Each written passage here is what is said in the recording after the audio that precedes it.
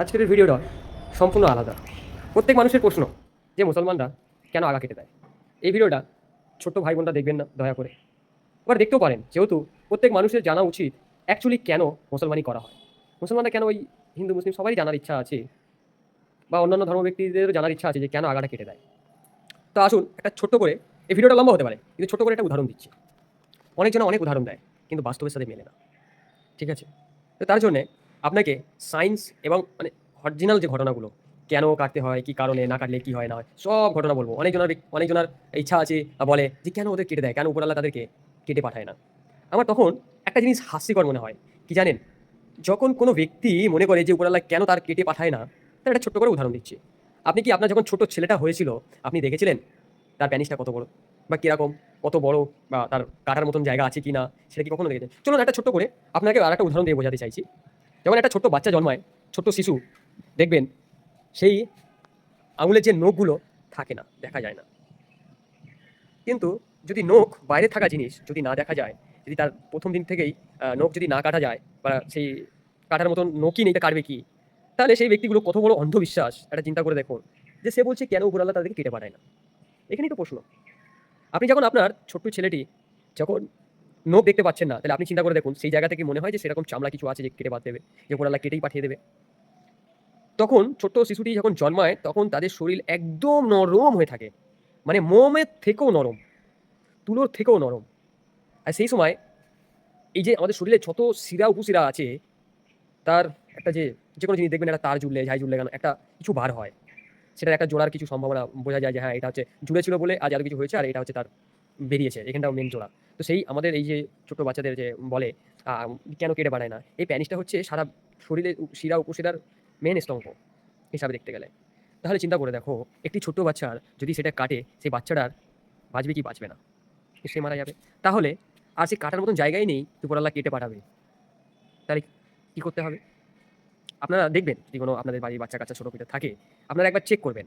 আচ্ছা, বড় হলে আমরা যখন ফোটাই, অর্থাৎ চামড়াটাকে ধরে এরকম করে টেনে নিয়ে আসি, যাতে এখানে যে ময়লাগুলো আছে মানে আঙুলের উপরে, সেই আঙ আ আ আঙুলের উপরে থেকে যাতে আ যখন টেনে চামড়াটা নিছুন করা হয় ছোট বাচ্চাদের, তখন ওখানে নোংরা বসে থাকে। হ্যাঁ? ওই নোংরাটাকে পরিষ্কার করার জন্যে হ্যাঁ, তখন তার নিজস্ব প্রাপ্ত বয়স লাগে। কিরকম?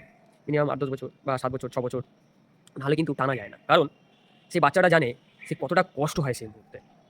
হ্যাঁ, তার জন্যে যখন সেটা কাটাই মানে ফোটানোই যায় না, কত কষ্ট হয় বাচ্চাটার। আপনি তো কোনদিন অনুভব করতেই পারবেন না, করবেনও না। তাহলে সেই বাচ্চাটার কিভাবে কেটে দেওয়া যায়? বাচ্চাটা আগাটা কি কেটে ছেঁটে দেওয়ার মতন তার ক্ষমতা আছে?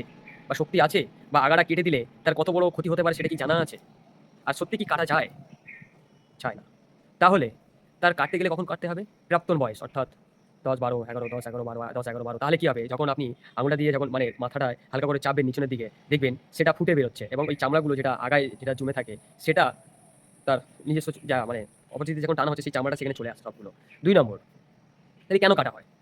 যখন এই চামড়াটা যখন কাটা না হয়, পেচ্ছাব একটা সবথেকে খারাপ অ্যাসিড। আপনারা তো পেচ্ছাব করেন, বা আপনারা আপনাদের বাড়ির আশেপাশে বাথরুম-ফাথরুমে করেন। আপনারা দেখেছেন সেখানে শ্যাওলাটা কিভাবে জমে? আপনারা কি দেখেছেন কত দুর্গন্ধ হয়? এই জন্যে ওটাকে কেটে দিতে হয় বড় হলে।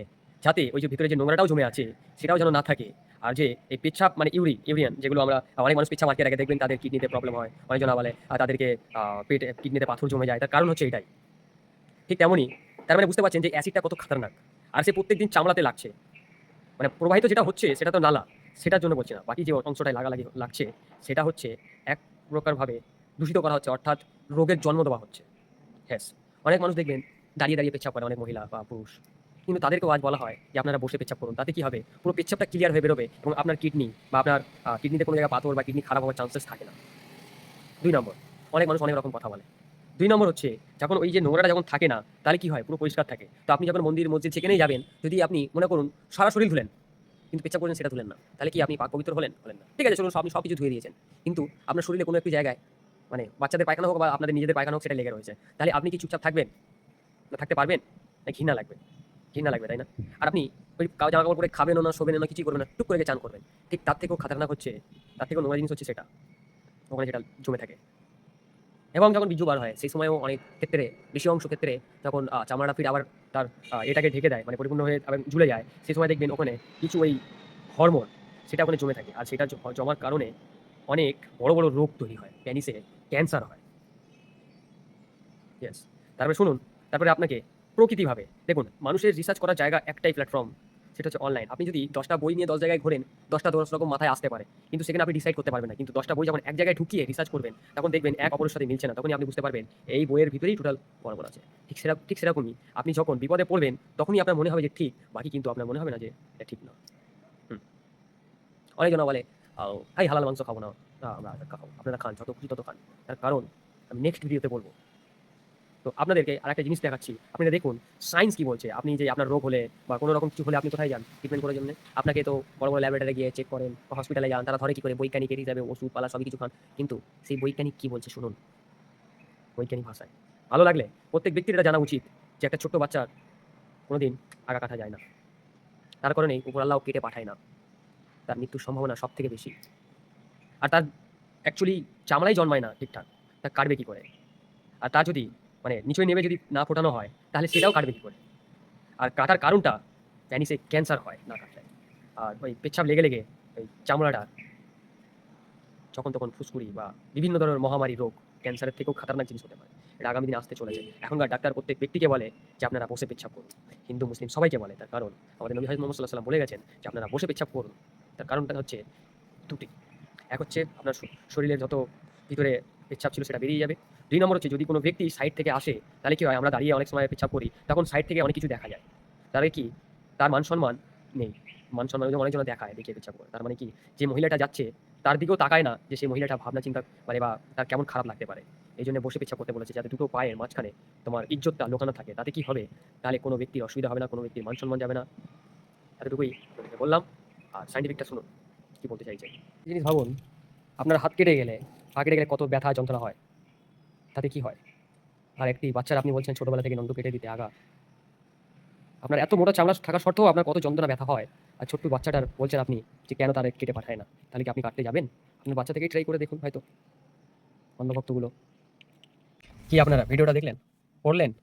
অনেক ব্যক্তি পড়তে জানে না। তাহলে কি করে হবে? শুনুন, সর্বপ্রথমত ক্যান্সার হয়। প্যানিসে ব্যাকটেরিয়া জন্মে রক্ত বা ওখানে ঘা তৈরি হয়। ৩ নম্বরটা হচ্ছে মোটা যখন হয়ে যায় সেখানে ভালোভাবে পরিষ্কার হয় না এবং সেখানেই তৈরি হয় বড়, বড় ঘা, ইনফেকশন, ক্যান্সার। আর কি বুঝলেন?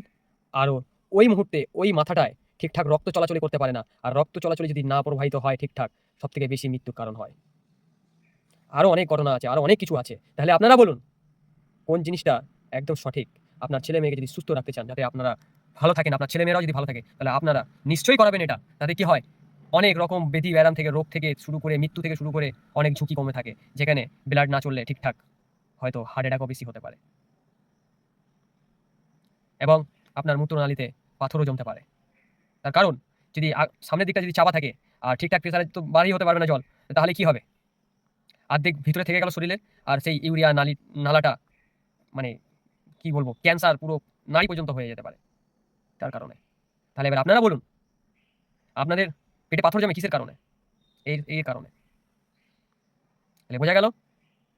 আপনারা যদি কোনো ব্যক্তি, আমি অনেক জায়গায় অনেক কমেন্ট পড়ি, বলে কেন আগা ছেঁটে দেয় না? বোঝা গেল? কেন উপর আল্লাহ আগা ছেড়ে পাঠায় না? আর কেন ছাঁটতে হয়? পার্থক্য তো আপনারা বুঝতেই পারবেন না। কেন আপনাদের সে শক্তিই নেই জানার। তাহলে আপনি কি করে বুঝবেন? সায়েন্স কি বলে দিল? ডাক্তার কি বলছে? আপনারা একটা ভালো ডাক্তারের কাছে যান, দেখবেন তারা ওই একই কথাই বলবে। ভালো লাগলে লাইক, শেয়ার আর কমেন্ট করবেন। আর প্রত্যেক ব্যক্তিকে এর উপযুক্ত উত্তর দেওয়ার জন্য প্রস্তুত থাকবেন। আর এটাকে এত পরিমাণে শেয়ার করুন যাতে এই যেসব অন্ধভক্তগুলো বলে তারা যেন তাদের মুখটা চুপ হয়ে যায়।